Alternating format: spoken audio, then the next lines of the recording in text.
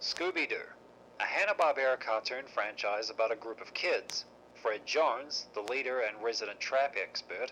Daphne Blake, originally she was the klutz of the group who occasionally got kidnapped and now she's... How did Heather Jasper Howell put it in one of the 2000s movies? Yeah, Velma Dinkley, the brains who loses her glasses often. Shaggy Rogers, a cowardly slacker who's more interested in stuffing his face than solving mysteries. And their titular Great Dane, Scooby-Doo. They're a group of detectives who call themselves Mystery Inc., getting to the root of the seemingly paranormal and supernatural. This was imagined as a cross between the I Love Mystery radio serials of the 1940s and the popular 1960s show The Many Loves of Debbie Gillis. When Bill Hanna and Joe Barbera couldn't make it work, they passed the project off to two of their story writers, Joe Ruby and Ken Spears. The first installment of the series that would go on to become a long-running franchise was named Scooby-Doo, Where Are You?, premiering in 1969. And there has been too many Scooby-Doo iterations to count in TV shows and movies, both animated and live action. So let's focus on the current installment, shall we? What up, snitches? I'm the Animaniac, and let's talk about Scooby-Doo, and guess who?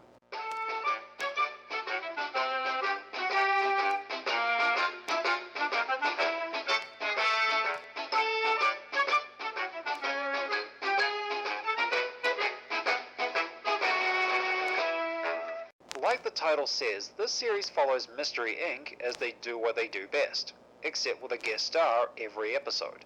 And because of the supposed backlash Be Cool Scooby-Doo got, this show goes back to familiar territory for the franchise. It seems whenever a long-standing franchise tries something new, the fans get upset when they don't recognize their icons. The Looney Tunes in suburbia?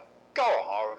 So, because people detest the idea of change, the show goes back to the aesthetic we see when we think of Scooby-Doo. Perfected versions of the original designs and digitally mimicking hand-painted backgrounds. Alright, now when the first episode with Chris Paul, which was pretty great, gave me the impression that the franchise has been stuck in a rut for so long that the only direction they can take right now is to be hilariously dumb, I got excited to see how the rest of the season would play out because the first episode comedically fired on all cylinders. But outside that rush of energy with basketball player Chris Paul, the series stumbles with the guests and the roles they give them. So far, I've been disappointed with people like Wanda Sykes, I've been annoyed with Ricky Gervais, I got what I expected with people like Wonder Woman, Penn and Teller, and Jim Gaffigan, and I've been delightfully surprised by people like Steve Urkel and Sia.